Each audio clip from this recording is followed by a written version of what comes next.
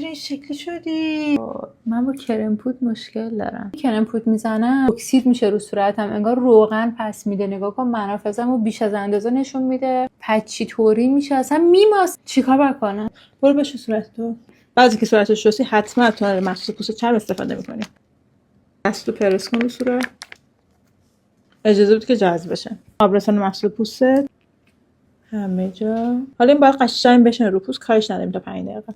پوستت که انقدر چربه منافذ بازاری حتما باید پرایمر بزنی. این مقدار پرایمر خب زیاد نیست، 2 تا اینجوری بند انگوش کن، 2 تا این یه دونه است، 2 تا به صورت پرسی اول اینجاها. آفرین. حالا اینو به صورت دورانی اینجوری ماساژ بده نکن. آفرین. چقدر مات شد پوستم. دقیقاً کاری که پرایمر باید میکنه. حالا اسفنج نمدار، اسپری فیکس از راه دور، کل سطح پوستتو باش یک دست میکنی. تپ تپ. خب قبل از اینکه کرم پودر رو بزنی از دور اسپری فیکس. حالا کرم پودر رو با انگشت بزن رو کل صورتت. یه دونه؟ یعنی چه یه دونه؟ برش باید بکشم؟ نه به صورت ضربه‌ای. خیلی کرم پودر مثلا خوب نشسته رو پوستم، یه چیز عجیب غریب. با یه اسفنج سطح پوستتو یک دست کن. از دور اسپری فیکس. پودر فیکس تا الان نظر اینجوری دست بکش روی صورتت.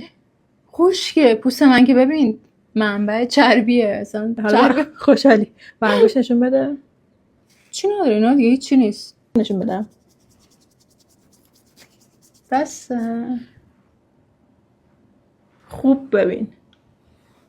به خودتون بیاد خانم، من از این مدل تکنیک‌ها تو پیج من زیاد می‌بینید، چون برای شما کلاس خودآرایی رایگان برای شما و شما میذارم.